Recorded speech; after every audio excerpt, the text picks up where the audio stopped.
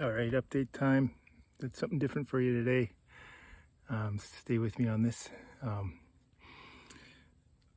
A lot of people started following me for iFloater stuff, and there's always, I think, ways to impact them in maybe marginal ways of dieting and exercise and fasting and sugar elimination, all that stuff. But yeah, those are the answers I have for right now.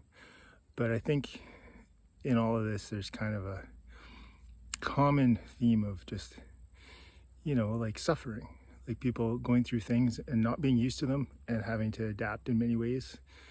And I think the short answer a lot of people give is like, well, a lot of people have things worse than you, so have some perspective, which I don't think maybe too helpful because it makes you feel bad for people that have things worse. But lately I've been studying a lot about the fact that we're all connected as humans, as people, no matter where we're from. We're so similar, even though we think we're so different. But I'm just kind of reminded of all these trees. We have poplar trees everywhere. And someone said one time they were it's the biggest living organism. I don't know if that's true, but to the fact that poplars are all connected underground. So there's all these trees, but they're all kind of relying on each other. And I thought about the impact building our house would have had on this group of poplar trees ahead of me here. We cleared about 1.5 acres. That stuff has to happen, but I'd imagine the other poplar trees felt that impact, whether it was nutrients or shade or wind. A lot of them fall down in the wind and they're shielded by each other. There's impact there. So in the idea that we're connected as people, I have this little theory that's not based on anything, but maybe what if there's a finite amount of pain in the world or suffering? And the idea would be, if I'm going through something, I'm carrying another person's suffering for them, even if it's a small part, because we all are connected. I grew up not kind of like in a church environment with all of that, but in Canada, and it wasn't really overtly said, but I definitely grew up with an idea that I was different from other people, even maybe special in a way, and my job was to maybe tell those people they're special too, something like that. But there was always kind of a in and out, me, them kind of idea. And you're either in, you're either out, you're either right, you're either wrong. Even within the church, different churches, different beliefs, and be like, well, that's so strange, aka wrong. And lately I've just been learning and contemplating on the idea that those are all made up.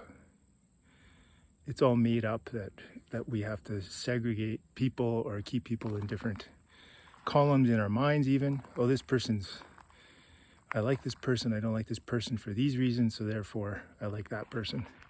And I can tolerate that person, and I can justify not tolerating that other person because they annoy me or their opinions are wrong in my view. And I learned that, as an adult, you deal with people that are different from you all the time. And there's a lot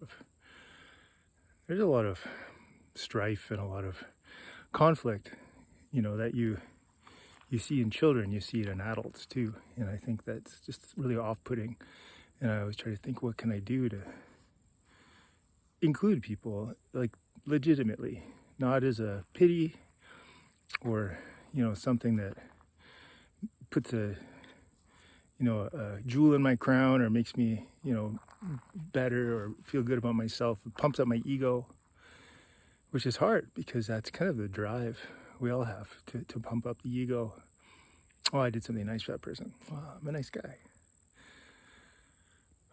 Anyways, trying to like eliminate those barriers brings me back to that idea of suffering. And you know, I don't want to diminish suffering, because everybody's going through something. And even if it might not be much compared to someone else, it's still something you're dealing with personally. So I want to acknowledge that.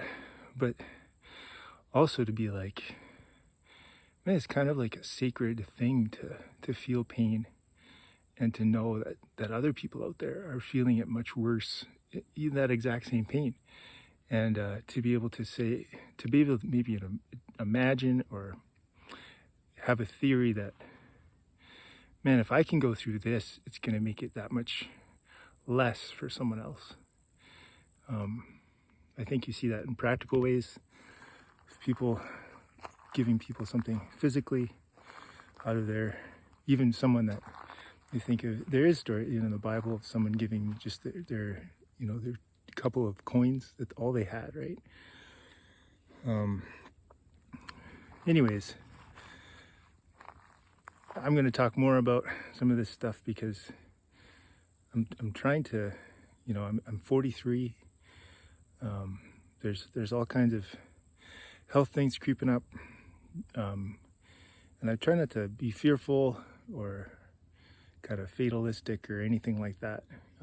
And I think to say, well, none of this stuff's going to happen to me, I'm going to keep running and whatever, is kind of a little bit of it's going to lead to some tough times if I'm not like practical and open and honest with myself in understanding that. And I think the way forward is to not dwell on these things that I can't control and say, oh, woe is me, and well, my life's never going to be as good as it was before, or anything like that. But to just move forward and be grateful for what I do have, and really just to see, the benefit of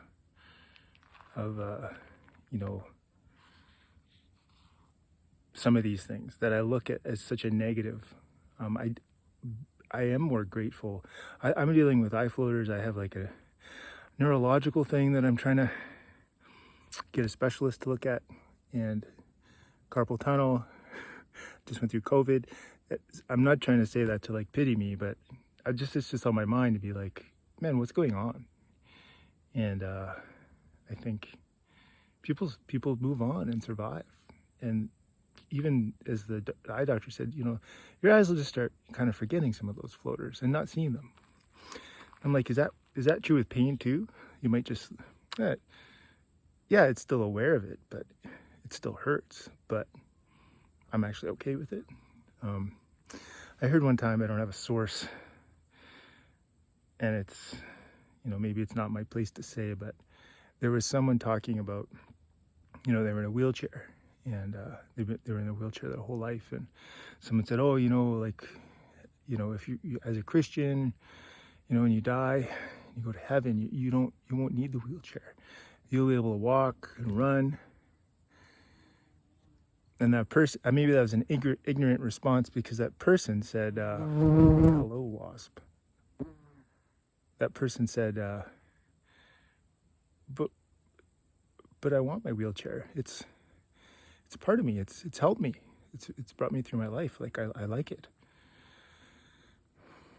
I never would have thought that response, right? But we think people go through stuff, and I'm not saying that that's like the consensus for people in wheelchairs, but